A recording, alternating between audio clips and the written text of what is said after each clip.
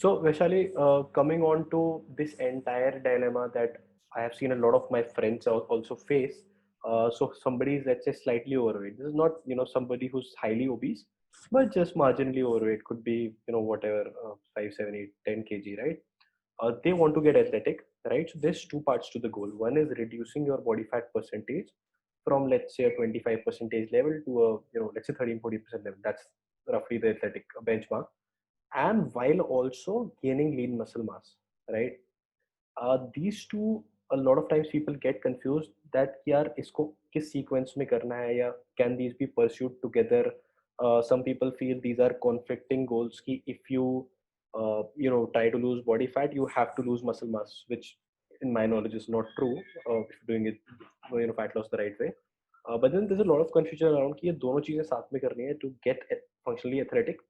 How do I approach my entire journey? Let's say from a state wherein I am 25% body fat and lower than average muscle mass, to reaching my goal of 12-15% body fat and super high muscle mass. Okay, again, a wonderful question, because I think many people is, kind of get confused at this part because they don't know what to do first. And is there a particular way in which it has to be done? So, first thing is, like you said, yes, there is a pattern which has to be followed.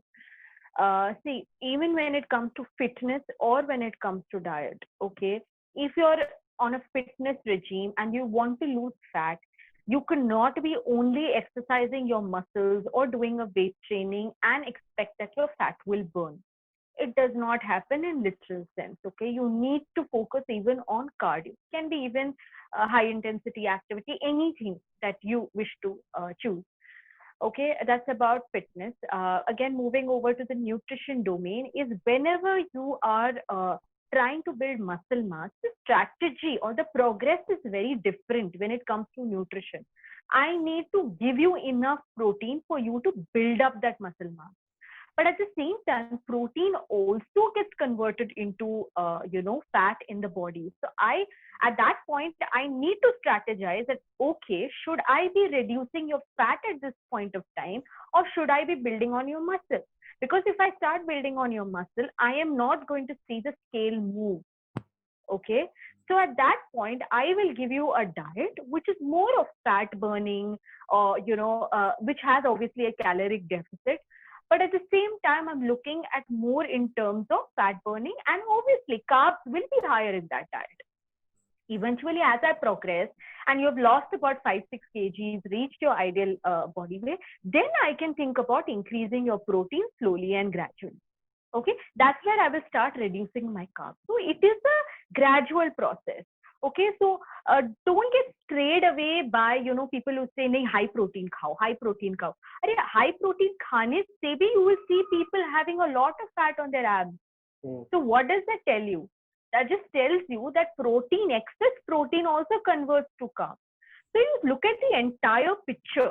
Okay, that what are you at which stage of, if you're having about 10 to 15 kgs to lose and you are trying to build up muscle mass on top of that, you're not going to be able to look toned or even have cuts that you're looking for, because your body will be covered by a layer of fat.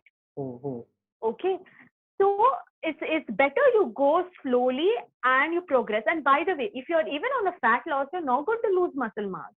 That's one thing. Your muscle mass will be retained.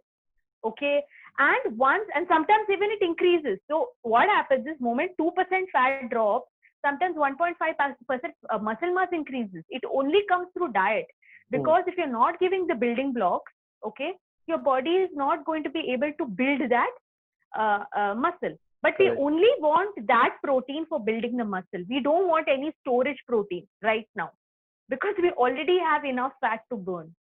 Okay, so the increase in the quantity of the protein will only come at a later stage once you've burnt that fat. Got it. Okay.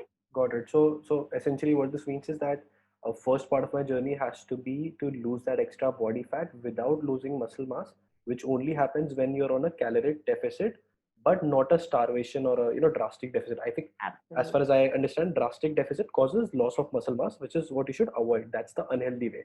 if you do your Correct. fat loss with a controlled deficit, along with your workout routine, obviously, so that's where you lose fat. You've reached a decent level of body fat. Now I think for muscle gain, as you said, you have to be in a caloric surplus and you have to increase your protein. So these are like the two Right. broad steps in your journey, and you shouldn't try to mix these two, is essentially your message.